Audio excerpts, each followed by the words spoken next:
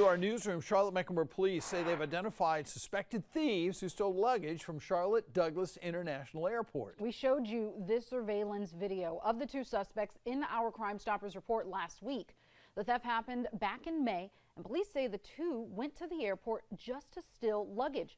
Well, after our reporting, detectives say they got more than a dozen Crime Stoppers tips. The women have been identified as a mother and daughter. Kristen Olson turned herself into police. Police are still trying to locate her daughter, Amanda Harding. One of the suitcases has been recovered, but the items inside are gone.